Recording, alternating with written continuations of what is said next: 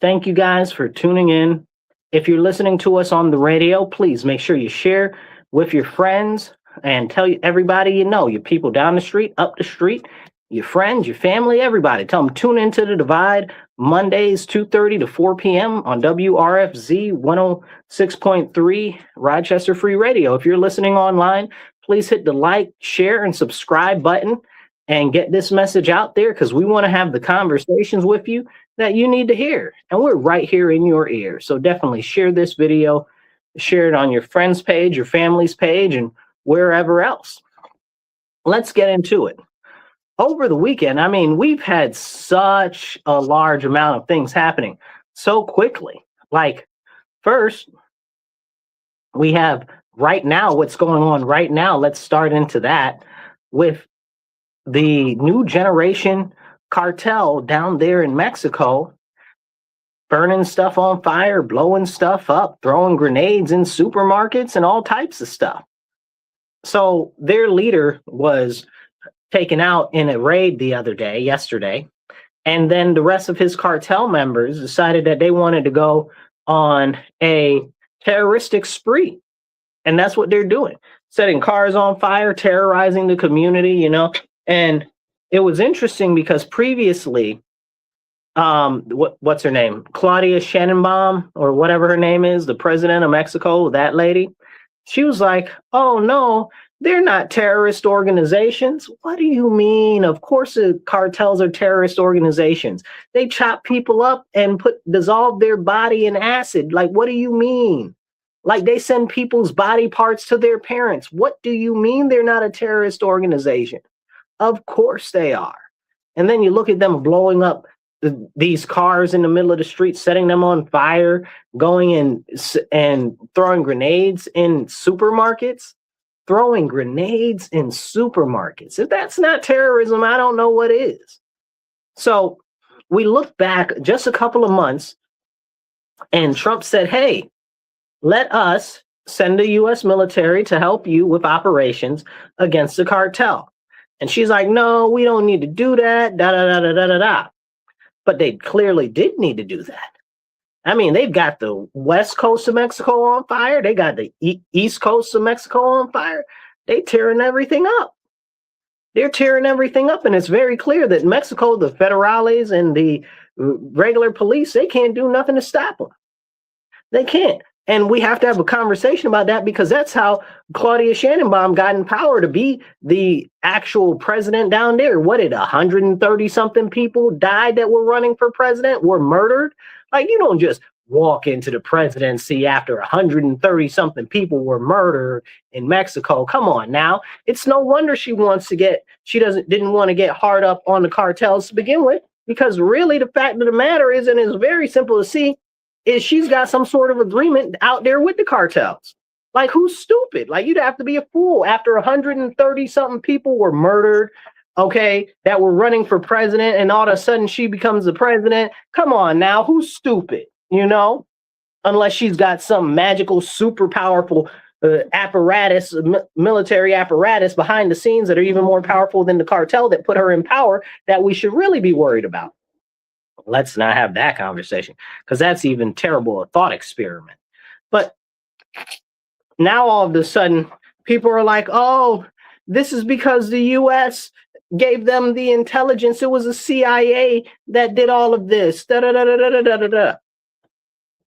First of all, this guy has been on the watch list, on the most wanted list for how long? Like, can we have the conversation about this? What's his name? El Mencho, however you say it. Like, this dude was a bad dude. He was a bad hombre. Like, this isn't the type of person that wants anything positive, So when we have these conversations about what's happened and transpired in Mexico over the last, 24 hours, not even that long, we need to talk about the fact that there were a ton of people saying, oh, no, Trump shouldn't be calling the cartels terrorist organizations. They're terrorist organizations. I don't know what you want. They terrorize the community. They murder whole buses of students and then bury their bodies in mass graves? What do you mean that these people aren't terrorists? What do you call that? Average Saturday afternoon at the golf course? Like, what is that even? You know, like you kidnap and kill a whole busload of kids and bury them in a pit. Like, what is that called? Is that not terrorism? What do you call that? War crimes? Like, what is that? What do you call that, right? Like, if that's not terrorism, I honestly don't know what is. Not really. And that's concerning, because you can ask people that are from these areas that have high cartel activity, are they afraid and are they concerned, safety-wise, if something pops off with them? And if you guys want to drop a comment, be part of the conversation, just say hi or drop an American flag or a thumbs up. Just do that, because all of that helps the algorithm, and I'll pop your comments up as they come in. I see you out there. Hey, how's it going? Hit the like button, hit the share button. It don't cost you nothing. All right, so as we talk about what's going on with the cartels, now the cartels are out there threatening airports in Mexico and stuff like that. They're telling Canadian citizens and American citizens to shelter in place. And we got crackpots like Don Lemon getting on his little internet stuff talking about, oh, well, this is all America's fault and America's bad for going after the cartels. Like, what do you even mean America is bad for going after the cartels? Do you know how they destroy people's lives, families, and businesses down there? Do you know how they extort people and individuals down there? Like, what are you even talking about? Like, these are not good people that are out there for altruistic reasons. Like, what are we doing? And why can't we have that conversation? Do you know how many people are raped, murdered, molested, kidnapped, you know, limbs removed, you know, organs harvested? Like, can we even talk about that? Like, this is very, very, very, very, very concerning. Very concerning. So many people are out here saying so much stuff, and it's like, it's crazy. It's very, very crazy. And I'm sad that people are out here trying to say, oh, well, the cartels aren't that bad. It's because of the U.S. interfering. You mean to tell me that there is a whole narco military organization that controls 1/3 of a whole nation state, and you don't think that that's a problem? I'm sorry. I think that if a narcotics organization, a crime syndicate controls 1/3 of a city, that's a serious problem. So if they control 1/3 of a country, that is a very huge problem.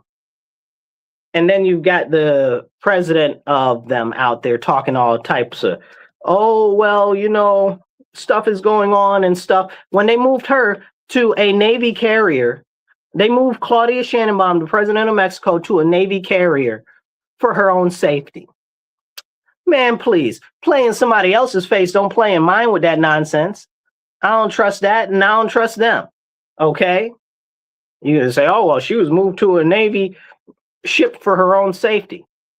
If a organization that is a criminal organization has enough power to destabilize 5 different provinces inside Mexico in multiple different cities and make the president flee to a Navy ship so that she isn't taken out, that sounds like a serious problem to me. I mean, I don't know, you know, maybe it's just me. How about you guys? Does that sound like it's a serious problem to you? Does that sound like an organization of crime that needs to be stopped? I mean, they scared the president so bad that the president went and got on a giant boat, a giant destroyer, to protect her from the cartel. You make it make sense. Now, you tell me if every everyday citizen in Mexico has a Navy destroyer that they can get on so that they're safe from the cartel. Make it make sense. Like, nothing about that is providing safety and security for your own citizens. Now, all of these people, okay, mostly white liberals, let's be honest and very transparent, that were egging on all of these people in the Southwest, okay, and in California, talking about, oh, Mexico is so great. Mexico is the awesomest. Mexico is the bestest. Y'all gonna go fight the cartels? Y'all gonna go save the people down there that have to deal with this nonsense? How many of these people that were out here in our streets waving all of these Mexican flags and stuff are going down to help the Mexican citizens? How many of them? I bet you not a one. Not a one of these people that were so avidly, Viva Mexico, oh, Mexico is the best, all of this. None of them are going to help these people. Okay? None of them are going to say, yes, let's get rid of the cartels. Let's topple the cart. Why? Why isn't that an issue? Is the safety and security of the average day people there not something that we should be concerned about? Is that not, do those people not matter? If Mexico was so great, if you thought Mexico was so fantastic, are the people of Mexico not worth your time to go defend them? Like, this is the problem. These are the serious issues. Like, you were out there tearing up our streets in America talking about, oh, all of this and all of that, Mexico, Mexico, Mexico. Now Mexico is being attacked by the cartels. Are you speaking out for Mexico and the cartels? No. But we've got people online that want to go at our country talking about, oh, it's America's fault that that's going on there. Do you not know the history of the war in Mexico with the cartels? Like, there used to be actual open warfare with the federal agents and the Mexican cartels, but that stopped because the cartels were killing too many of the federales. Are you serious? Like, they just killed how many mayors in the last year? Okay, and can we talk about that though? Can we talk about that? They just recently killed a mayor in Mexico. I forget which governorship. They killed him. I think it was Chihuahua. I'm pretty sure it's Chihuahua. Don't count me on that one, but go check it out. But they killed that man. That man was like, please, please, please, President Claudia Sheinbaum, please do something about the cartels.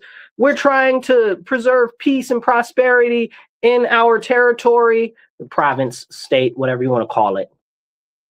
We're trying to preserve safety for our people, and the cartels are running crazy, and they're going to kill me. And that's what he said.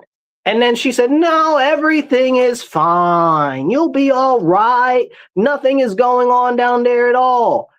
And then what?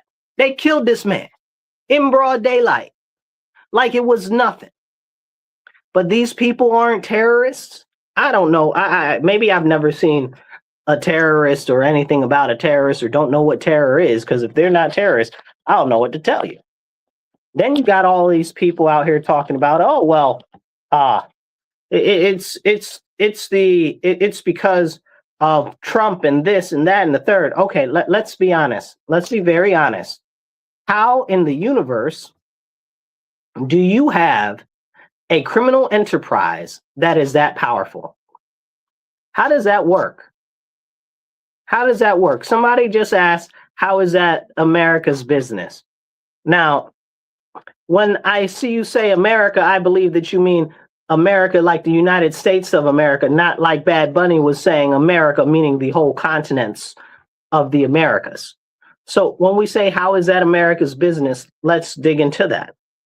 So we've got a lot of factories in Mexico, especially on the border in places like, what do you call it? Tijuana, which is under attack right now. Okay. And this, that, and the third. So these are important conversations that we need to have. We do a lot of business with Mexico. I think, and don't quote me on this, but I think it's greater than 1/3 of their exports come to us. I don't want to say 2/3 because I don't want to be wrong, but it might be 2/3. I can't remember, but I know for a fact it's greater than 1/3 of their exports come here. It might be 2/3. We're their largest trading partner. That's what I know for 100% sure. So these are the types of conversations that we need to be having, like what's going on down there? What can be done about this issue and so forth? Because they extort businesses all the time.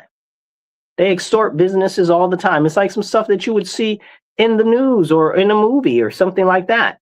And clearly people don't care, and they don't believe that it's real because they're not experiencing it.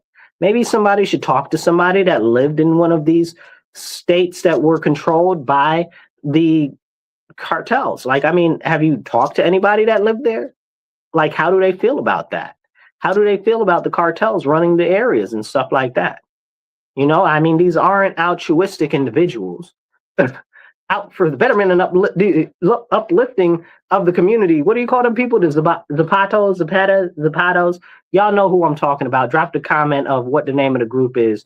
The people that were trying to be like freedom fighters in Mexico, the Zapatas or whatever the case is. Yeah, so this is important. These are serious conversations that we need to have. What's going on in Mexico not only affects trade, but it also impacts commerce. It really does, because we do a lot of commerce with them. So I don't know what our largest import from them is now, but we got a lot of factories and stuff down there, and it's serious. So we need to keep our eye out on that. But in other news, we also have stuff going around like the guy who was trying to kill the president, right? Like, you're like, oh, who, that other guy? No, it's a new guy. Just over the weekend, a new guy tried to kill the president, broke into Mar-a-Lago with a shotgun and a can of gasoline, okay? Talking about he's going to set stuff on fire and blow stuff up. Apparently, his parents reported him missing. His mom reported him missing on Saturday. Like, how do you report a grown man missing, right? Like, young adult, whatever. It doesn't matter. Like, you just report him missing. Why was he missing? What made you think he was missing? Right? These are the questions that we have to start asking. Because if you listen to the people, the police and FBI on the television, they're like, it's all suspicious because he was able to get inside of the compound. Well, how did he get inside the compound? Did somebody let him in the compound? Like, the security down there is extremely and aggressively heavy.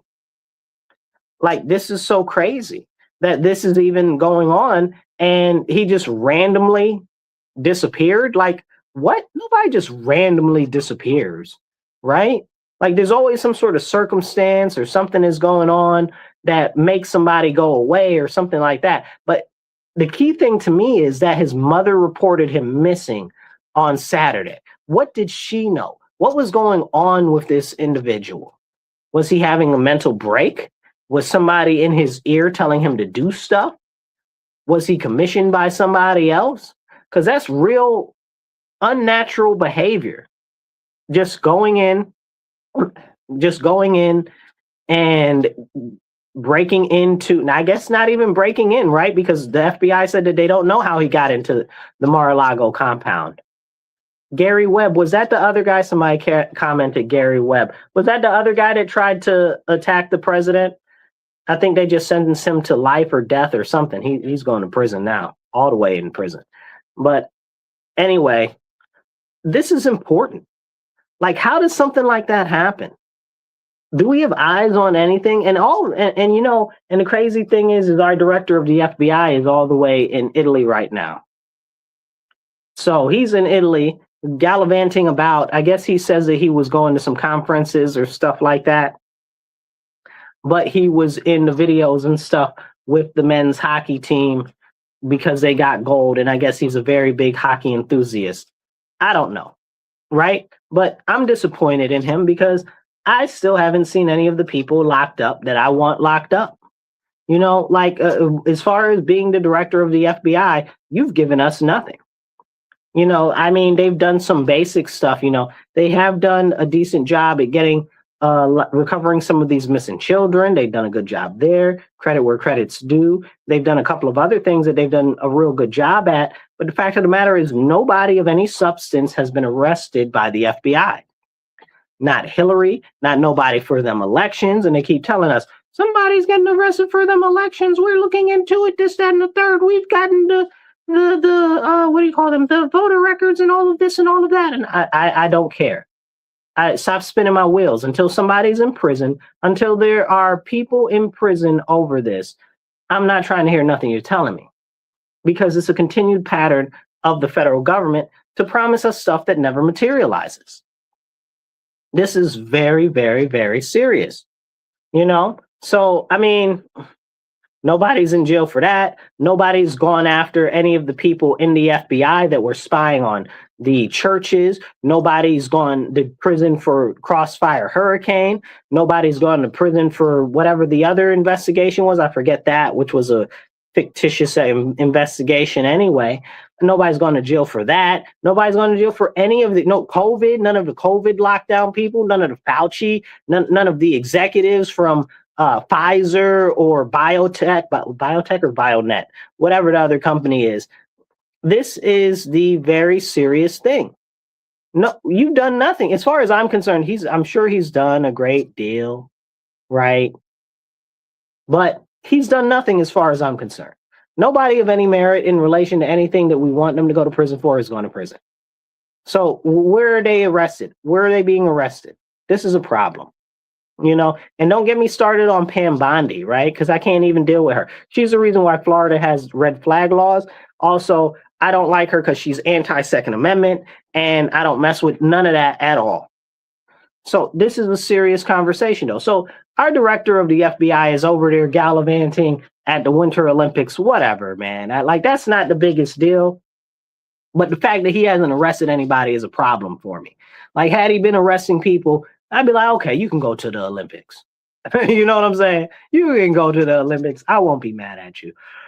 But I'm not happy with him. And I love him. I'm not happy with him at all right now. Haven't been for some time. But this is a conversation that we need to have, because why isn't he here now, right? Like, shouldn't somebody be investigating this? How did that kid get inside Mar-a-Lago? Like, even the FBI is like, it just doesn't make any sense. There's so much security here. You got the city, you got the county, you got the feds, you got the Secret Service. How could he possibly get inside? Well, yeah, that's something that we need to investigate, because it's very clear that it's a number of people that are going and doing things to try to harm the president. And this is a serious, serious issue, because we have many people that would like to take out the president. Now, I know many of you aren't the biggest fan of Trump or whatever the case is. Let me be very, very, very clear. Okay. If there were any harm to befall any American president, it would be a drastic, serious situation for the United States. It doesn't matter who the president of the United States is. So all of these people, I want him gone, I want him dead, or whatever the case is, that is insane. Insane. Like, you don't care about the United States if that's what you want to happen, because you haven't thought that through, because you're being totally and completely selfish. And that's a serious, serious problem. And we can't talk about that. Why can't we talk about that? Well, we can't talk about that because that would be too much like right. That would be too much like right. Then we look at what's going on let's take another example separately of another level of government. Let's go to a local level of government. Let's go to a municipality. Let's go to New York City. But before that, we'll have that conversation. But real quick, you're listening to The Divide on WRFZ 106.3, Rochester Free Radio. This is The Divide with Marcus C. Williams. We are here in your ear having the conversations that you need to hear. We are the #1 conservative talk show in all New York State. Tell your friends, your family, share this out on your page, your friend's page, whoever's page. Tag some people, send it in some emails. Now, if you guys want to support the station, please go to Patreon. The station right now is in a fundraising drive. They're working on raising $6,000 to keep the station up, going, and blowing. So go to Patreon and then type in Rochester Free Radio, and you can donate to the station. If you want to help support the show and you're online, check out right here on the sides right there, or you can check out right below if you're vertical. Okay? Now, we're having a very important conversation about the different levels of governance and how things that shouldn't be let go awry just are going awry, it seems like. We've got Mandani in New York City, right? So Mandani, the communist, socialist, Muslim dude, right? That's what he self-identifies as, Ugandan, African, right? The African Muslim foreign mayor of New York City. It's kind of crazy. But he promised to lower bus fare. He promised to make sure that everything else is going good in New York City and rents are lowered. Okay. So if rents are lowered, how's that going to happen? He said, well, we're going to lower the rents by taxing more of the wealthy people. Well, he doesn't have the power of taxation. That would go on the state level, right? So if that's on the state level, then who's he got to get that from? He's got to get that from Kathy Hochul, right? So she's got to put it through, the state assembly has to put it through, or whatever the case is. And what happened with that? Nothing happened with that. Kathy said, I'm not doing that because taxes are already high. So if I raise it on the millionaires and the billionaires, they're not going to fund my campaign, and my hubby won't be able to have his private yacht anymore. Some nonsense like that. I made that last part up, but it's about right. You know what I'm saying? So we have these conversations about what's going on in New York City, and he's promised all this free stuff, right? He promised to put the whole concept of rent, putting it down, right? But now he's talking about he's going to raid the teachers fund. He's going to raid the firefighters fund. He's going to raid the rest of the city workers fund. Socialism, communism, the warm collectivism that everybody loves so much, where you have to forcefully have your stuff taken from you and given to other people, because that's what he wants to do. That's what he's saying now. They've got to go and raid the city's rainy day budget, the rainy day fund. They've got to go after all of the pensions in the city, and they're going to take that money from those people and they're going to go disperse it all across to everybody else, because the city is in so much debt that it can't see it up from down. And that's a problem, because now he's talking about in the city, what he's going to do is raise the rate of property tax to 9 more percent. 9 more percent, already some of the highest taxes in the nation. Now he's going to raise it another 9%. Okay, well, you do that. What do you think is going to happen with the actual rents of the properties? The rents of the properties are going to have to go up. That's going to be a real simple thing, right? Property tax goes up, rents have to go up. That's how that works. Nobody's retarded. We know what's going on. That is clear and evident, and there's no two ways around it. So when that happens, we have to take a look and we have to say, okay, well, if he raises taxes 9%, how much does that going to average increase the actual cost of, let's say, home ownership? Perish the thought, because you can't even hardly buy a home, right? Maybe you're lucky if you get a condo in New York City.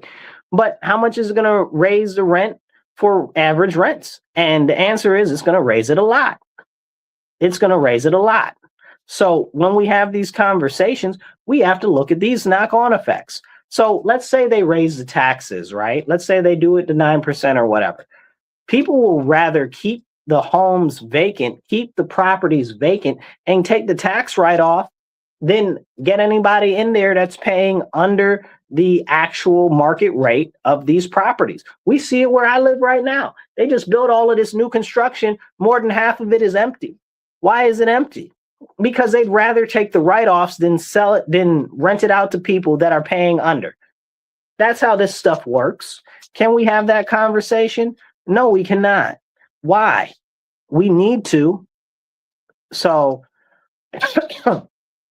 as we have these conversations that are ever so important, we have to go and we have to look at everything with open eyes. But people don't want to look at things with open eyes because everybody's so caught up in my team, my team. Well, I'm Republican. Well, I'm Democrat. Well, I'm this. Well, I'm that. Listen, I am very much so a hardcore conservative. I am a Christian first and foremost and above everything else.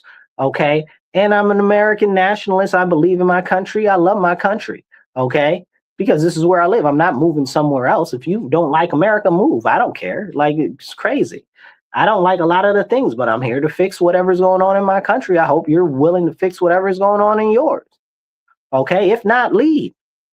People are in this country that hate this nation, and that's crazy to me.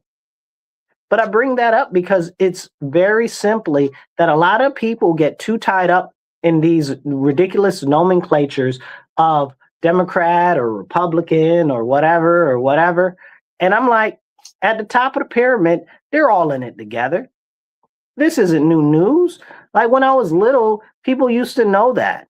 I don't know what happened. I think maybe Obama got in to be president, and then that concept went away.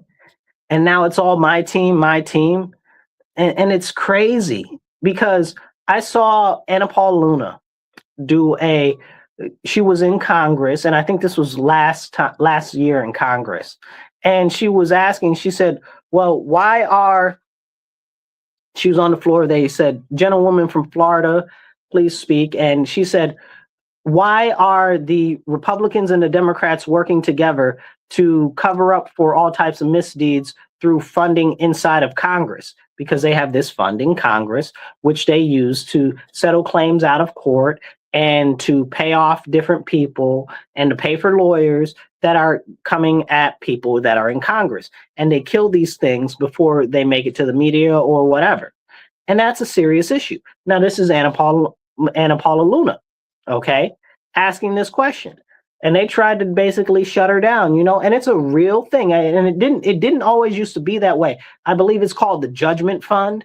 And I started in 1956, right? So go look that up. Take a moment and look that up when the show's over. But this is important that we have these conversations because we look at so many things. And like I said, I'm a diehard conservative, diehard Christian, very pro-America. But one thing I'm not is stupid, So when I see all of this, Republican or Democrat nonsense, a lot of times I'm like, because I'm a Republican. I don't have any frets about saying that I'm proud to be Republican. I also know and understand that a lot of people that are out here claiming to be Republican are not Republican at all, not even in the least bit, And I'm not talking about rhinos. I'm talking about the light right, okay, LITE. The people that used to be Democrats, okay, and switched to the Republican Party, but are really liberal on most of the issues, or all of the issues in certain cases. This is a serious problem that is facing our nation, okay? We need to say, hold on, what's going on in our country? What is Congress actually doing? And how is it benefiting our country? And taking a look at it like this, let's just take a look at the Democrats right now, right? So the Democrat Party is falling to pieces, into shambles. That's not, nobody's missing that. Nobody's second guessing that. That's 100% what's happening, okay? Even their own people are getting out there on the TV and crying and bemoaning that fact. And if this voter ID thing does go through, there's going to be Democrat seats lost all across the nation because they don't care about voter ID. So there's a lot of stuff going on that shouldn't be going on. And we'll see exactly what happens in the election if this gets passed. But the SAVE Act is being delayed and all of this, when at the same time, you've got Mondani in New York City talking about, if you come out and you snow shovel with us, we'll pay you $19 an hour to snow shovel in New York City, but you've got to bring 2 forms of ID. You got to bring your identification and you got to bring your social security card or your birth certificate. Well, wait a second, sir. How do you have to do that when you're one of the same people that was up here talking about, no, there shouldn't be any voter ID? Now, I know people have different opinions on different things, but I need you to be consistent. I need you to be consistent because then I know where you stand. I don't want you to be wishy-washy. I don't want you to be politically fluid. I don't, what is going on here? One day you're like, there shouldn't be any voter ID. It makes it hard for people, blah, blah, blah, blah, especially minorities, blah, blah, blah, blah.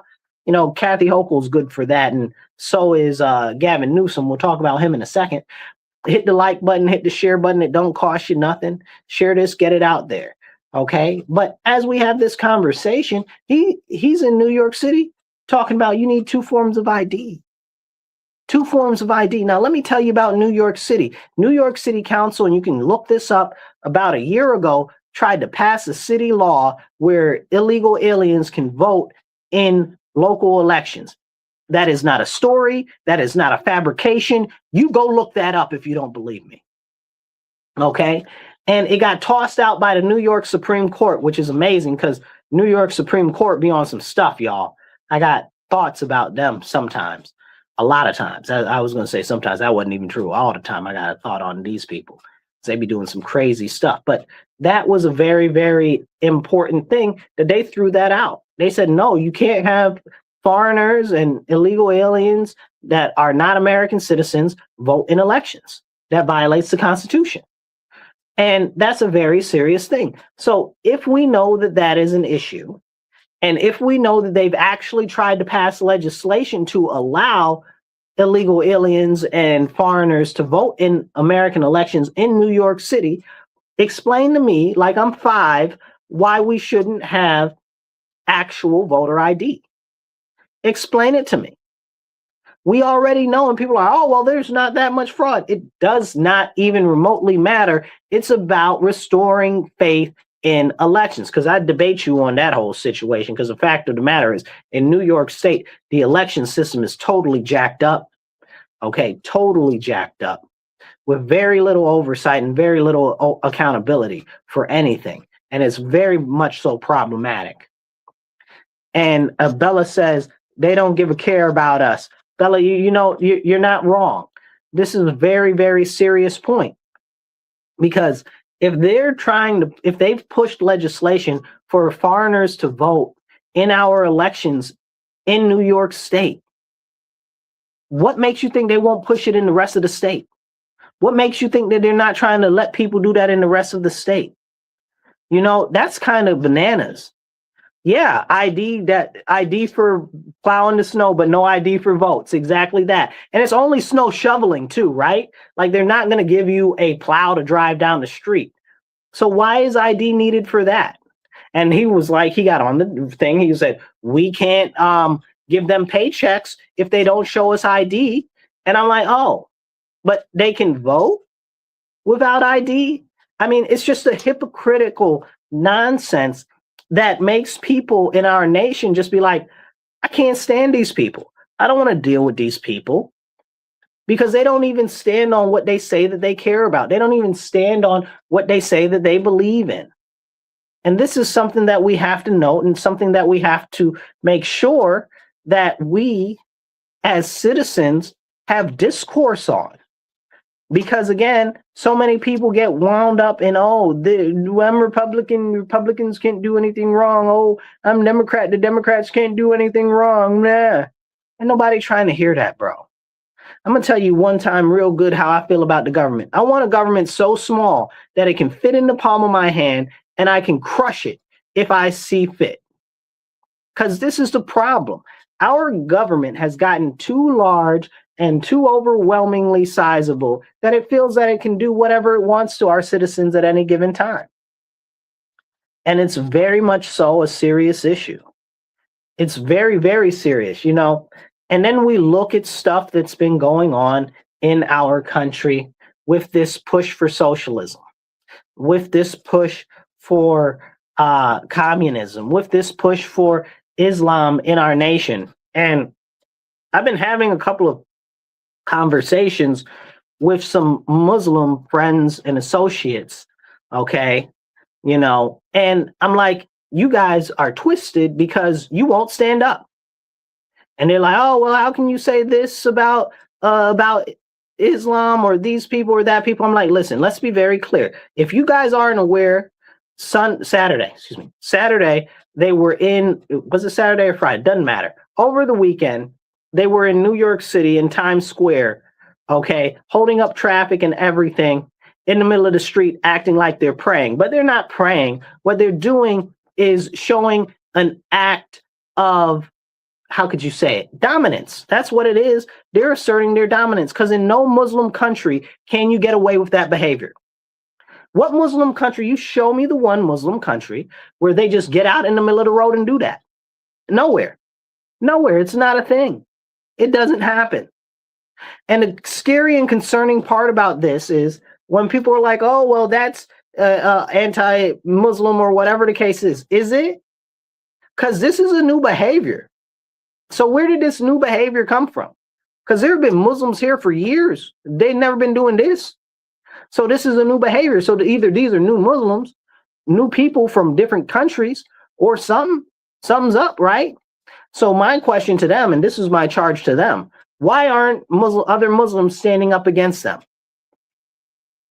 Why aren't other Muslims standing up against them? Make it make sense to me.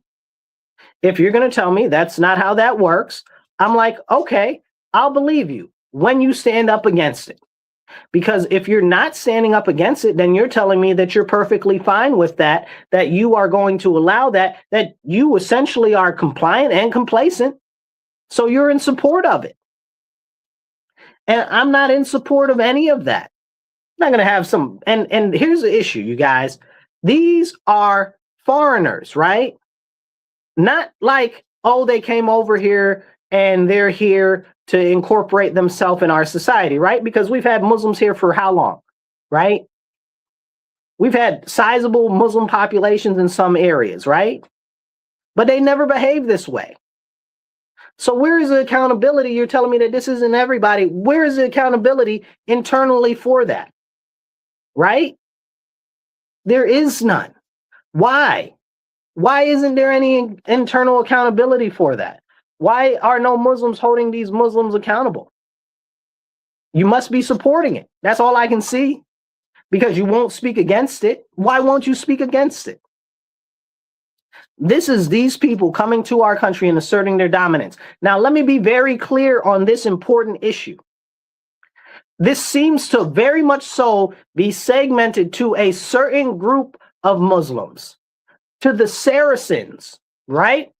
Specifically the Saracens, not the Persians, even to a lesser extent, not the North Africans, but definitely not the Indonesians that are Muslim, just the Saracens, you know, the Levantish area there. Okay. Why? Why is that? Why can't we have that conversation? And why is it anti-Islam or anti-Muslim when you have that conversation? These people are out here trying to assert their dominance over us, doing stuff that they'd never get away with in a Muslim country. That's insane. That's insane. And mostly, and this is the kicker and the killer part to me, mostly it's white liberal women that are going around saying, oh, this is okay, da da da da da da. Somebody said there are 4 different denominations. I'm guessing that you're saying that's 4 different denominations of Islam. Is that what you're saying? Sunni, Shiite, I don't know if there are 2 other ones, if that's what you're saying. But I don't see any of them standing up to any of this nonsense. And I could get further into that and talk about the whole situation for an hour. But I'm not going to say on that because I got some other stuff I want to talk about. But I don't know if you know there are 2 other ones other than Sunni and Shiite. I'm not familiar. Please list those. Okay. Because I try to explain to people, like, these aren't Nation of Islam Muslims, right? And these aren't traditional American Muslims that we've had for generations, because they don't behave that way. This is a new strain of individuals, largely from these Saracen nations. I call them the sand nations because they ain't got nothing but sand. Like I said earlier, it's not the Indonesian Muslims coming over here acting a fool. Okay. It's not the sub-Saharan Africans coming over here with that nonsense, even though some of them are starting to get recruited by these Saracens, even though the Saracens don't like none of them because they don't like no darkies. That's a whole nother conversation. Like, it's very frustrating and so disrespectful to our nation. And we need to take note of that. You know, it's so disrespectful, it makes me want to spit.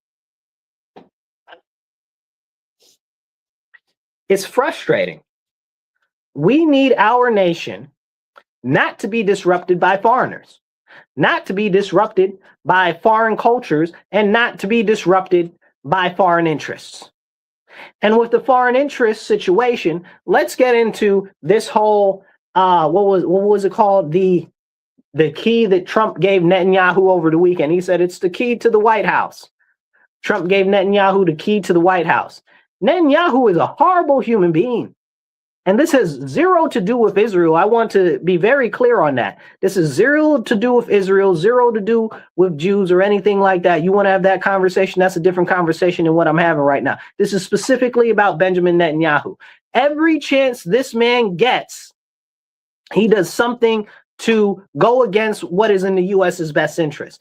Every chance Netanyahu gets, he does his best to punk the United States of America like we're some pansy penons. Okay, you understand what I'm saying?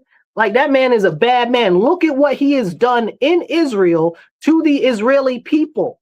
Okay, taking away their liberties and rights and trying to reconstruct the way the judiciary works so he can do whatever he wants. Like, that's crazy. And if we want to talk about that, we can also talk about how they've been trying to get him over the issue with October 7th because they had the information, but then he didn't tell nobody. And that's why his what's the guy's name? Oh my goodness, I forget his name. Anyway, the guy that was in charge of the military thing there, that's why he stepped down, because somebody had to take the blame and Netanyahu wasn't going to take the blame. And if you think that Netanyahu doesn't know everything that moves in Israel, you are mistaken. Homeboy's been a spy, been Mossad since Mossad been a Mossad. Okay, he been a spy since a spy been a spy, the same way Putin been a spy since a spy been a spy. Okay. And this man completely serves his own personal interests, not the people of his nation. Okay, his own personal interests, his own personal views, and what he wants to get done himself. It's not about his own country, and it's definitely not about the United States of America. So for Trump to say, "Oh, I'm giving you the key to the White House," it's like the key to America. I don't want that man to have the key to the White House, nor do I want that man to have the key to our nation, because he's already manipulating so many of our politicians, and we can't even talk about it. Then they try to push this ridiculous anti-Semitism bill talking about us as Christians can't say that the Jews killed Jesus when they did. Not only did they forsake him, and at the time, like, they weren't even considered to be, it wasn't even considered Judaism at the time, which is a whole nother deeper conversation, which we're not going to get into today because there's too many other topics I want to talk about. But we can't have that conversation. Why not? Because they're trying to perfect and cultivate a specific narrative. There's a lady, and I think we talked about it last week, but she was doing the congressional overview thing into the religion and stuff like that. And she was like, as a Catholic, I can't be a Zionist. You can't, because Catholic teachings is that the people that were in that region were cast out of that region, never to return. It is a punishment of the Lord our Father. You know, like, why would you preach anything different or teach anything different? Like, it's right there. You understand what I'm saying? But the crazy thing is, these people that practice no known form of religion, like Netanyahu, because let's be honest, he doesn't practice anything that looks like Judaism. He definitely doesn't practice anything like a traditional Hebrew would. Like, can we have those conversations? And Judaism came after the death and destruction of the temple, because it's rabbinical. Okay, and that's a whole separate conversation. But we can't have that conversation. So when you got these people running around talking about, oh, this is anti-Semitism if you say that the Jews killed Jesus, but they did. They did. They did. They turned him in because they didn't like what he was saying, and they killed that man. The man came to save them and to lead them back to the Father. What'd they do? They didn't want him, so they got rid of him, because he was challenging their own personal individual authority. And perish the thought that you challenge the powerful that are in power to actually hold them to account for hypocrisy and things that go against the laws that they claim to uphold. This is the problem. This is the problem. And that, if you look at the Bible, and I need to be very clear on this, if you look at the Bible, that was the whole thing when Jesus came. When Jesus came, his whole issue was that these people say that they are upholding my Father's law, and they don't. And they don't. And they killed this man for talking about that, you know, and for healing people on the Sabbath, right? You know, like, this is crazy. But this is where we are. And now we've got people who aren't even anything that you would consider religious. Like, I don't know if he worships the devil or whatever the case is, but he definitely doesn't practice Judaism like that at all. Excuse me. And he doesn't practice anything else. He's definitely not a Hebrew. So what exactly is he practicing? He's secular. He supports abortion. He supports alphabetism. How can you say that you practice Judaism? Isn't Judaism supposed to be against that? No, because now when you see these crazy people, again, like they don't have any religion at all. You see these crazy people on the TV and stuff like that. They're like, abortion is part of the Jewish religion. What? Show it to me in the Torah. Where'd you get that from?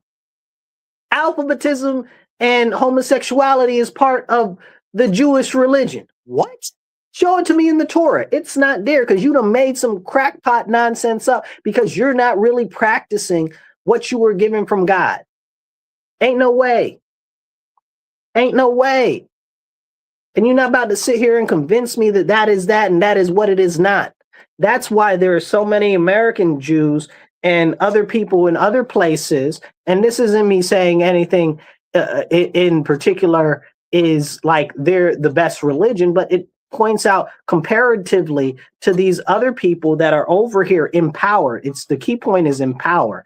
In power and behind the scenes maneuver and stuff, they don't believe that nonsense. A lot of them don't think that they should be over there. Why? Because that's what it teaches in the Torah. Okay? The temple was destroyed for a reason. Why? Because they didn't listen. They were scattered to the four current corners of the earth because they didn't listen. And that was their eternal punishment. And if they could get right, maybe the Lord would show them forgiveness, but they don't want to have that conversation. So as we have this conversation about Trump giving Netanyahu this ridiculous key to the White House, I'm not happy about that, y'all. I'm not happy at all. And this is a problem. We need to get rid of the foreign interests in our nation. We need to get rid of these foreigners that are out here trying to force their culture on our society out of the country. Have you heard that now in New York City, they're trying to ban dogs? That now in part of Minneapolis and part of Minnesota, they're trying to ban dogs because the Muslims don't like dogs. So now your little Labradoodle is gone. Your little Chihuahua is gone. You know, like, I mean, and again, it's usually the liberal white women that push these type of things forward. You know? And they're like, oh, well, you know, it's the Handmaid's Tale. Trump's going to issue in the Handmaid's Tale. And here you are supporting cultures and quasi-religions that actually are exactly like the Handmaid's Tale. Like, somebody make it make sense to me. Make it make sense to me. Drop a comment, hit the like button, hit the share button, get this out there because we need to have these important conversations. You know, it's very frustrating and very upsetting to watch what's going on in our nation and the fact that we can't have real conversations about it. Now, I really would have liked to talk about a number of other things in relation to the economy and stuff right now, but after the Supreme Court just the other day shut down the tariffs that were under EPA, EEPA, is it 3 E's or is it two E's? EEAP, right? So under IEPA, they shut down those tariffs, saying that that you can't do that essentially because it was too broad, right? Now, I disagree with, I think it was 6 of the 9 judges that came to that decision, right? But it's by majority rule. And John Roberts wrote a decision in relation to that, and he said something very interesting. And he was like, you know, this won't even really limit the president's ability to put tariffs on anything. So their whole ruling about the tariffs really didn't do that much. And this was the problem, because what happened with the tariffs and the situation with that is all it did was harm our credibility in holding other people to account. And we need that ability to hold these people to account. Why? Because a lot of people across this world have been doing America dirty. They've been doing America wrong. And the president was using these tariffs as tools to get them in order. Now, I want to really jump into them a little bit more, but If you're listening on the radio, tell your friends, tune in to The Divide with Marcus C. Williams, Mondays, 2:30 to 4 p.m. And if you guys are online, hit the share button, hit the like button. It don't cost you nothing. If you do want to support the show and you're online, the sides right there, okay, or down below if you're vertical, that's how you can help. And please go to patreon.com and Rochester Free Radio, and you can donate to the station there. The station is working on raising $6,000. Right now, they're doing a fundraising drive because we are kept on air by viewers and listeners like you. All right, so let's get into this, right? So these tariffs that were put in place were very much so important when it comes to, well, what would you say? Keeping people in check, right? The tariffs were important in keeping people in check. So China wasn't quite acting right. We would throw a tariff at them, slap them in the head a little bit. Okay, India ain't doing right. We're gonna throw a tariff, hit them in the head a little bit. You know, remove them if we feel like it. Don't remove them if we don't. But some of them were industry specific in relation to different things. Like China got hit with tariffs because they were flooding the market with a lot of cheap products, like on Xi'an and what's the other one? Temu. Xi'an and Temu. So Trump slapped tariffs on them. The de minimis rule, right? Because anything under $800, basically you didn't have to pay any tariffs or taxes or anything on for imports, right? Imports or duties. So China was taking advantage of that. So that put a lot of local retailers out of business, a lot of small retailers that were dependent on those markets out of business, like Forever 21 and other small stores like that, whose whole thing was low cost, mid-level fashion, right? Like people don't think about this. And when those businesses close, that's also jobs. Hello. So they got all of these people out there talking about, oh, Trump is mean by doing that. This is not nice. He shouldn't be doing that. These tariffs are hurting our business. Okay, but what is your larger concept of what is being done when it comes to tariffs? Why are the tariffs in place? What are they doing? And how are they helping? Are they helping? Are they not helping? Or is it just you that you're talking about? So like some people were mad about the coffee, right? And that was a problem because coffee was going up, but mostly coffee was going up because people don't know why coffee is going up because they don't pay attention. It rained too much, right? It rained too much. Shipping is an issue. There's a ton of different issues why coffee went up. Coffee wasn't growing as good this year. So those are two big ones. Coffee wasn't growing that well, and it rained too much and destroyed a lot of the crops. So that was a big issue. So what about the tariffs? It must be the tariffs harming us, right? But no, it's not really, you know. And then other people that buy stuff from China a lot are like, oh, well, we're buying stuff from China and now it's costing us more. Why are you buying stuff from China? Why are you not buying American-made goods? Oh, because we make more profit. We make more profit with the goods from China. Okay, you make more profit with the goods from China. Makes sense.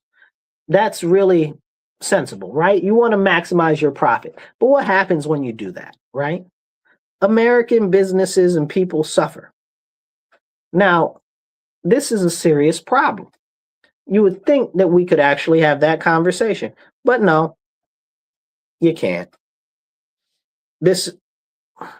I'm trying to be very nice because I feel really some type of way because there's just so much. I can cover a whole show on just the tariffs and their impacts alone. Because of the tariffs, looking at fast fashion like Xi'an, Temu, and stuff like that, it really helped shore up our localized national chains, small chains, and stuff like that did that type of merchandising in retail because they were being eviscerated. That's why so many places were closing down. And that's something that we need to have a conversation about. And people would always say, oh, yeah, well, it's because more and more people are shopping online. Yeah, but what you don't know is those retailers are largely getting most of their merchandise from China, and they're marketing it up a very minimum amount because China's not paying any tariffs on them because of the rate of amount that they're buying in. But I mean, hey, that's something that we can't talk about. Because why? If you talked about it, it'll be too much like right. It'll be too much like right. And I'll leave you with this particular thought on the tariffs, and then we'll move on. Those tariffs that were previously in place, right? It only makes it so you can't address individual nations, right? And that was what was needed under that, right? We needed to address individual nations because some nations are more favorable to us than others. Like China's a big dickhead, okay? And then you got India is really bad at that too. So when it comes to that, that helped us a lot with them. It helped us a lot with other people to negotiate other trade deals and stuff like that, where we've came out to benefit a lot more. But they try to take that away. Now, I understand, I hear them, I disagree with what they've done on the Supreme Court, but I understand their concept, okay? I understand their concept. They're like, oh, well, it should be done through Congress or whatever because it's really taxes or this, that, and the third. Okay, I hear you. Now, what happens to the money that was collected from those tariffs? Nobody knows because it wasn't in there. It wasn't in there. I read a report from CNN that said, oh, it should be like $1,700 that everybody should get back because of the tariffs. How do you come up with a calculation like that? You can't come up with a calculation like that. That's not physically possible. That's not physically possible. Okay. So how can you come up with a thing like that? You can't. So they're just pulling stuff out of the air. And then you go and you look at things like Trump was going to do the $2,500. This hopefully should have been this summer, right around time for the election, do the $2,500 checks for the actual tariffs because of the tariffs, right? So that would have been really awesome. Now those people, the same people that are like, oh, well, you deserve a refund. Excuse me, blowing my nose. The same people that are like, oh, well, you deserve a refund are also the same people that are now like, a couple months ago, were like, oh, well, where's the money that Trump said that he's going to give everybody? Really? The money was always supposed to come at the second quarter and the end of the second quarter or the third quarter of 2026. But with those tariffs removed, I don't know that they're going to be able to have those tariff checks. I don't know that they would be able to have that. But here you are saying everybody deserves a $1,700 check. I'd have preferred the $2,500 check to a $1,700 check. And then if I do math and I look, okay, I say, if right now he's been in office a year, Liberation Day wasn't a whole year ago, and you're telling me it's $1,700, but you're saying that if it would have been in the end of the second quarter or third quarter this year, it would have been $2,500. That'd have been a lot more money compared to now. So what are you talking about? So what they're telling me in my head when I'm hearing them say this out loud is that we would have gotten all our money back anyway. We would have gotten all our money back anyway, plus some pocket change, according to them, not according to my maths. My maths is them people are crazy, but according to their maths, right? So what even are we doing? I want to jump over to France real quick. I know we were talking about the Winter Olympics in Italy, but I want to jump over to France. Something really crazy kind of happened over there. So this guy, his name is, I want to say it's Quentin. Is it Quentin? Quint? Whatever his name is, right? Anyway, this guy was Quentin de Ranqui. If y'all can pronounce that better than me, drop some of how to pronounce that in there. Quentin de Ranqui, however you pronounce his name, was a French activist that was conservative and trying to restore French values or whatever the case. I don't know what values France has, you know. I'm very American, and for me as an American, French are always snooty and hooty-tooty. Okay, so But anyway, he was considered to be conservative when it came to France and tried to restore what France was supposed to be about and their traditions and stuff like that, whatever. But he was saving this lady that was getting attacked by the far left Antifa type that were over there, and they beat him to death. They beat him to death. He was saving the lady because they were beating up the lady, and they beat him to death. And this happened in Lyon. That's how you say it. So why isn't that all over the American news? First they killed Charlie Kirk. Now they killed this guy. I guess he's like the French Charlie Kirk, except not as good, because they're French. I'm doing a little light levity in the serious situation, but also throwing some jabs at the French just because I got issues with the country, because they've caused every war that we've ever been in is because of the French. If you guys don't know, you really got to start digging into that. They're just as bad as the bankers. But anyway, so they killed this man who was saving this lady that was being attacked by Antifa in France. And now they're not really trying to do anything about it because, what's his name? Macron and his wife, okay, who looks like Gigantor, okay, they're over there running stuff, and they don't care or like anybody that wants to stand up for the actual French people. They prefer all of their migrants from all of the sand countries in Africa. Make it make sense. Make it make sense. So now this young man is dead, okay? And it's so sad because I guess he's a French patriot, as patriotic as a French person can be. Again, another dig at France, but still, I'm sad that guy he was saving somebody, right? Like he was saving somebody else from being beaten, and they beat that man to death. God bless him. I hope he knew Christ. So for real, this is crazy. They continue to attack more and more people that would be conservative or patriots in westernized countries. And we're just supposed to let that go. We're just supposed to be like, oh, that's okay. It's not a problem. It's not an issue. And just watch them attack our people and go after our people. This is a serious issue. We got to start standing up, and we got to stand up more. And I feel so bad for this Quentin guy and his family and his followers. And I feel bad for Charlie Kirk and all of his followers over here. Conservatives are consistently under attack, and we as a group of individuals get no help, no concern, and no show of favor.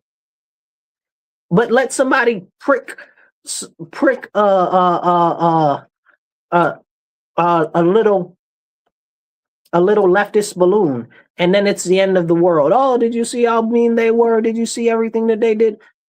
But they're actually out here killing conservatives and killing patriots in westernized society, and nobody will say anything. Make it make sense. Make it make sense. And I am very fully aware that at some point I might pass on because of it. But Lord bless, that never happens. But I am completely resigned to the fact that me trying my best to save our nation and drive it forward in a better direction, that might be something that comes. I don't want that to happen, but I understand. In addition to that, I am very concerned that at some point they will send the trains after us, and they'll put people on trains and send them off to internment camps. We'll talk about that on another episode. We've talked about it in the past, but not recently. But these are the conversations about the important things that we need to have. Somebody commented, somebody says, where is this? Somebody says, what's that say? We are not the Democrats cherish the legal. What does that say? Oops. Too many comments coming in too fast. All right. So we are not the Democrats cherish the illegals. I don't get that statement, but I get the sentiment. Okay. Somebody says, Americans love their Timu overlords. That's true. That's true because they don't care about the cheap prices and the impact on our society. That's a very important comment that we need to think about. It's about power and extortion. That's exactly what it's about. The point of the tariffs was to bring back jobs to the United States of America. That's exactly what it was. And we need to have that conversation because they don't care. All of our manufacturing, let me tell you, and let me go back to the tariffs for a second, and we'll come back to this conservatives under attack. The tariffs have helped jumpstart the heart of our manufacturing industry. For the first time in decades, our manufacturing industry is growing in all factors. And now they're taking these tariffs off, and that is a problem. Not a huge problem, but a very large problem. And now we're going to have to end up figuring out how to address it because a lot of it just gives the people that are anti-America more power. You know, they feel very full of themselves and stuff like that. It's a very serious issue. Let's see. We got a couple more comments in here. Sorry, you guys. There's a lot of comments coming in at one time, so it's hard for me to pull them all up. Sorry about that. So many comments. All right, but I appreciate all the comments. You guys are fantastic with comments today. We've got hundreds and hundreds of comments. Do drop a comment. I'll try to pop you up there if I can. There are so many coming in. I appreciate it because they all help. They all help. Okay. So now somebody said, oh, well, we've lost a lot of jobs in manufacturing. I guess that's what they're trying to say under Trump. Okay. I need you to go and I need you to look at the numbers because you're talking about jobs, right? I'm talking about output and factories. We're having two different conversations. So all of these jobs, we've talked about this on the last episode. You must have missed our last episode. This is part of the issue with the automation, and we need to be very, very concerned about that. Somebody said we have a ton of investors coming in. Yes, we do. Because America's hot right now for foreign investors to invest in because we're restoring our headship as a nation in the world. You know, the U.S. runs stuff. We are breaking down every asset that China has outside of China. We took Venezuela from them. We're about to take Cuba. We're trying to break down Panama and get the Panama Canal back from China too. We got Nicaragua. Not all of it, but we're going to take the rest of that back too. Okay. So we're breaking down their options outside of themselves. And even you look at Iran, Iran's ready to break soon. Ukraine is broke. Okay. If you didn't know, a lot of the stuff going on with Ukraine also had to do with China too, because China owned the leases to the majority of their farmland, which is a whole nother conversation that none of us can have because they don't want you to have real conversations about what happened in Ukraine.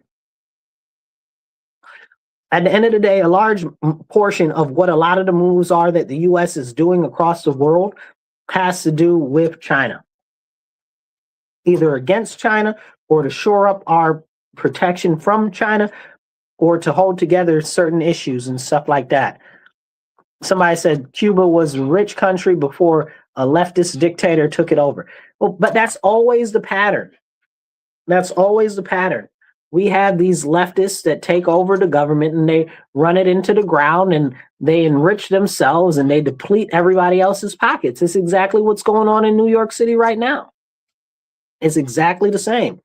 You know, this guy got in power and promised you all this free stuff, but at the free stuff, there's an expense because somebody got to pay for it.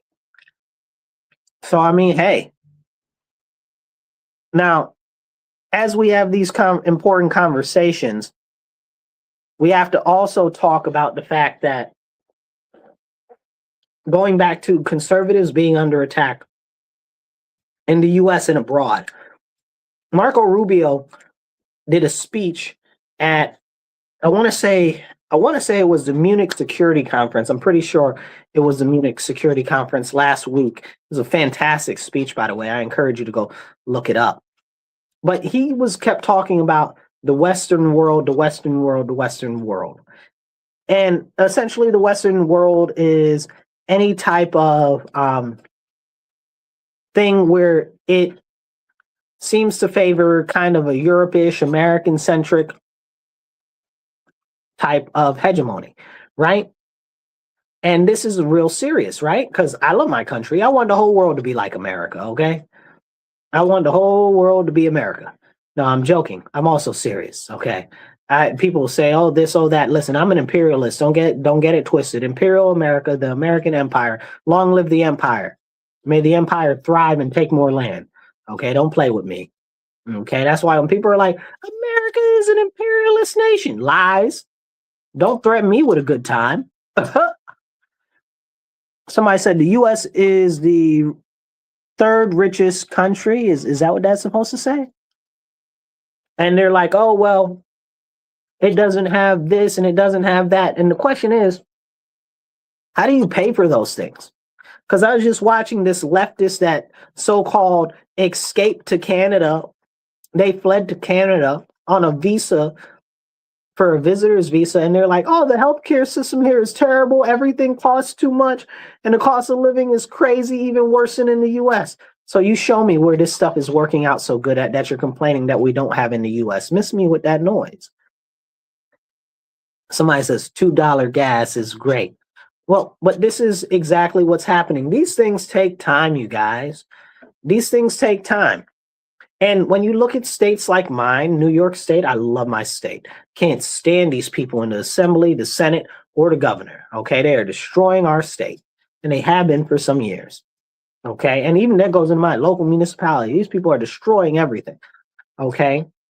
But the fact of the matter is that even with Trump's energy policy and stuff, we can't get lower energy costs, and the gas is barely moving down. It's actually moved down a considerable amount, but I want $2 gas. Okay, our gas is still like $2.98 or something like that, $2.85. I didn't check today, but it's still up there. In other states, it's way down. Also, we don't have one refinery in New York State. Why is that? Why can't we have a refinery here? Can we have those conversations?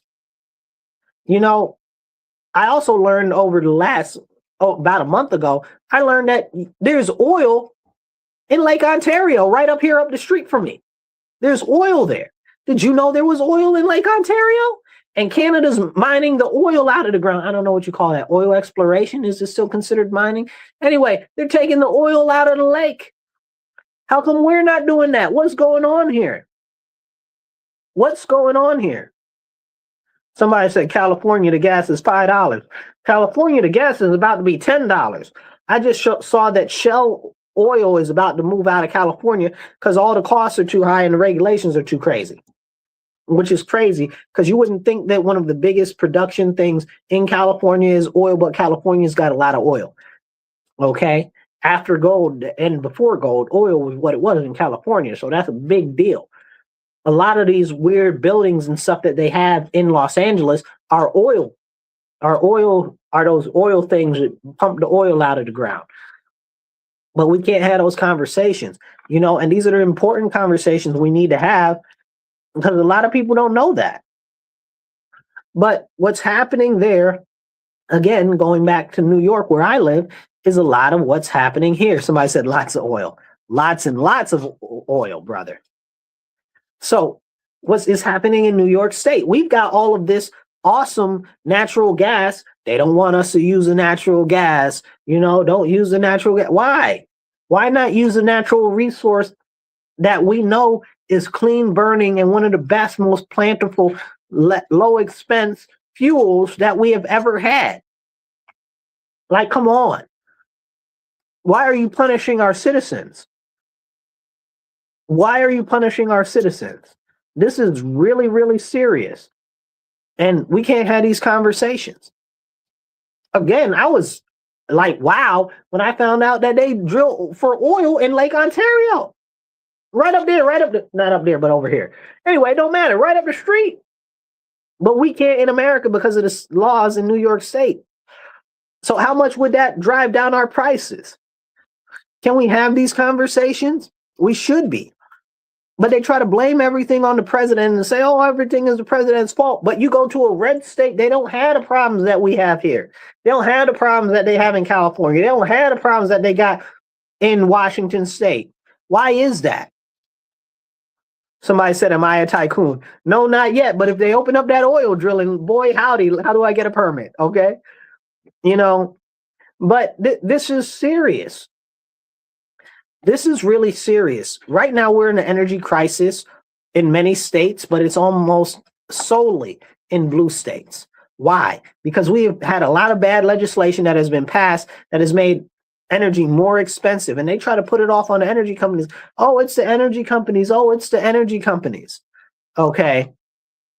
And this is a serious problem because it's a trick by the state assembly and the state senate to trick people into focusing on the wrong direction when really it's them who have continued to put these terrible policies in place, like shutting down pipelines, shutting down nuclear reactors, and all other types of things that are increasing our energy costs, shutting down permitting and stuff like that. They're the ones hurting us. It's not the president. And then on the top of that, like I always try to tell you guys, the president can't even do that much. It's usually the local or state level that's really ramming you in with the ramrod. Okay? That's what we need to have the real conversations about. That's why I always encourage you guys, get active locally. I don't care whether it's school board, city council, okay, fire district, county ledge, whatever, something that is interesting to you, get involved and start getting active. Because if we want to see a change, going out here and blaming the president is not going to change or help or do anything, okay? Because the president don't do half of nothing, and it's largely Congress that really controlled the power. But in blue states, our issues are not what they have in other red states because of the terrible regulations. That's why I'm very big on deregulation, and I'm happy to see what's going on in this administration.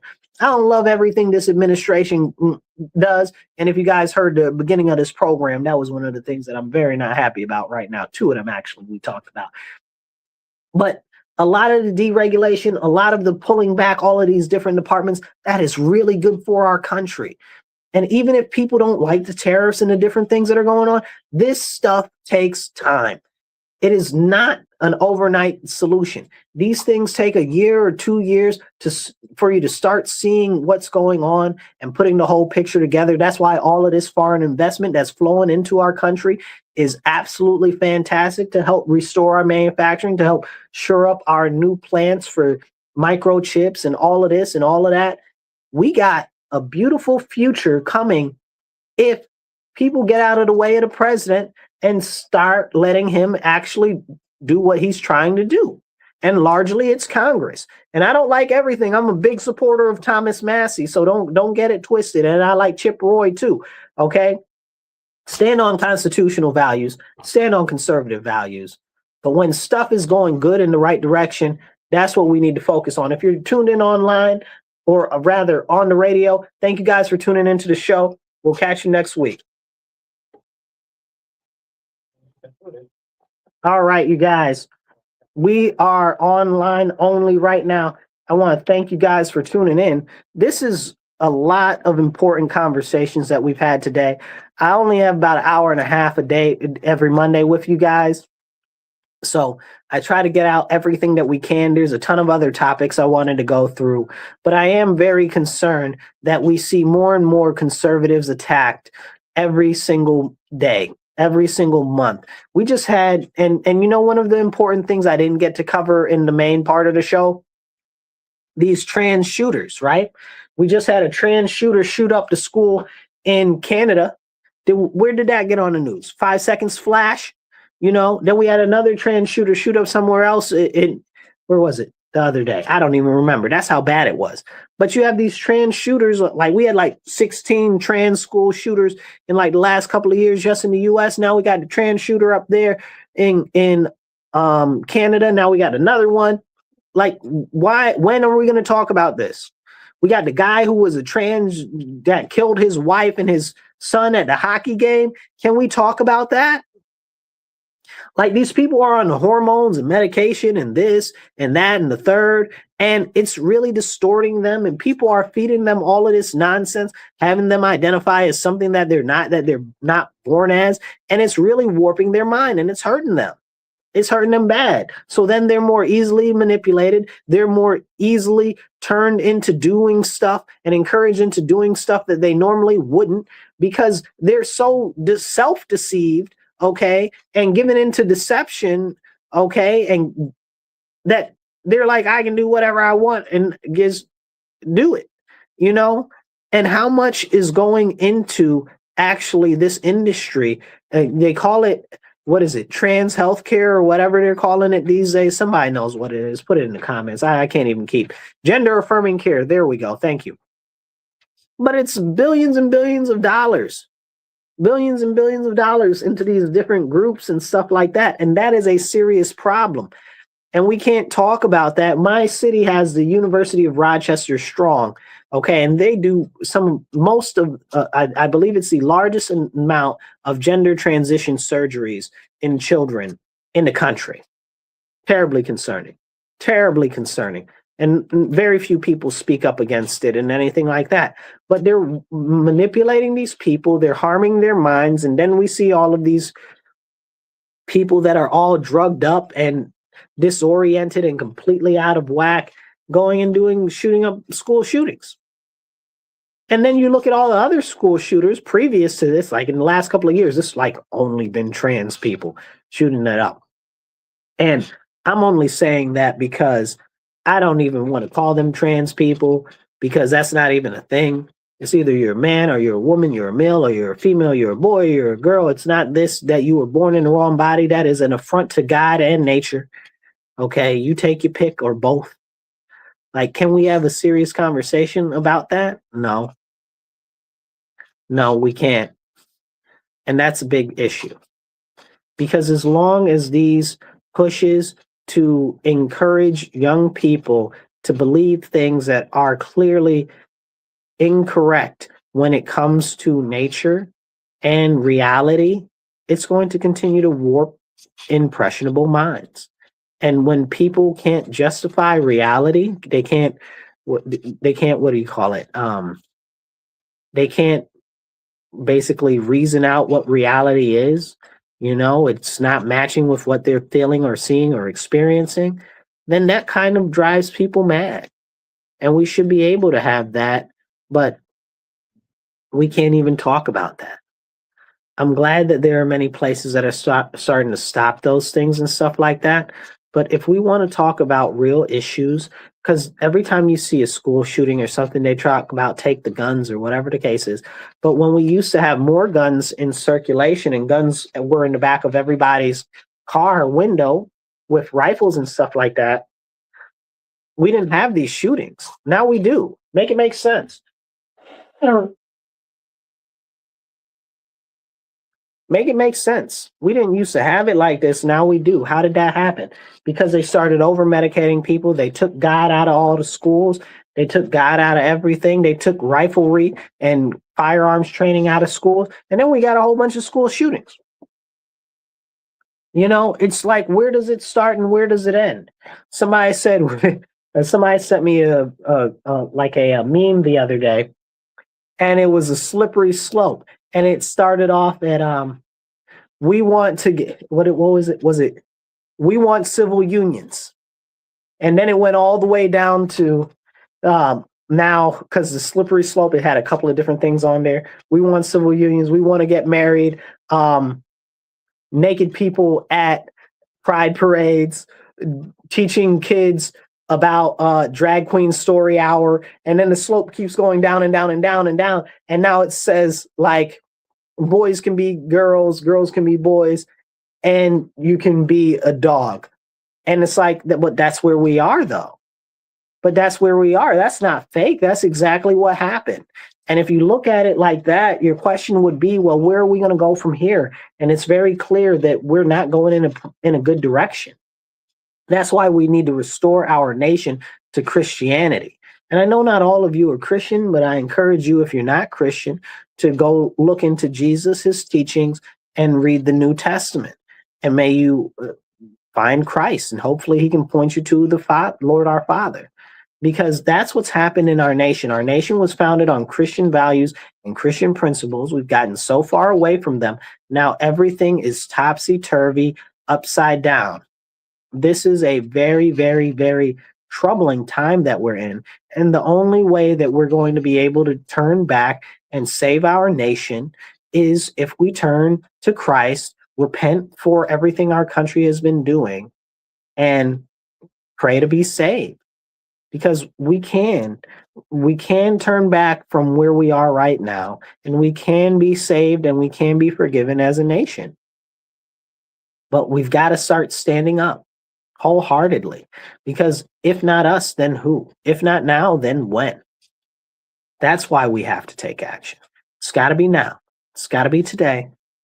Start little by little. Tell your friends, preach the gospel a little bit, tell them about Jesus, but more so than that, assure them of the values of the Bible, right? Like, that's the big thing. I was talking to somebody who's not religious at all about the 10 Commandments and how valuable they are as far as rules of life. And if most people just stuck to the 10 Commandments, we wouldn't have half of the problems that we have in our society. And it's more than half, really. It's like 98%, like we wouldn't have those issues. But we can't have those conversations. This is a serious, serious, serious issue. And now we've got all of these other people coming to our country, largely these Saracens, pushing Islam on everybody. And it's crazy. And you hear them when Christian talks, like, oh, well, separation of church and state. Go tell that to the Muslims, yo. Go tell that to the Muslims. Go tell that to the Jews, yo. Go tell that to the Hindus. Tell that to the Sheiks. Tell that to anybody else. Don't tell me that as a Christian, because you don't tell everybody else that. It just shows me that you hate Jesus and you hate the Lord our Father, because if you deny the Son, you deny the Father. And this is serious. If we're going to fix our country, the only solution is Jesus Christ. And that's the way that we move forward. I'll catch you guys later. Please make sure you hit like, subscribe, and share. And if you want to support, on the sides right there, you can support Cash App, MW, $MW Real One. You can also do PayPal or Venmo, and that's at Marcus C. Williams. And if you're on vertical, you can look right down below. It'll show you right there. Please donate and help us get this message out there. Help us get more airtime. We got this, but we're going to need your help to save our nation. Y'all be blessed and be well. I'll catch you guys later. Remember, stand up, speak up, and don't shut up. Take action.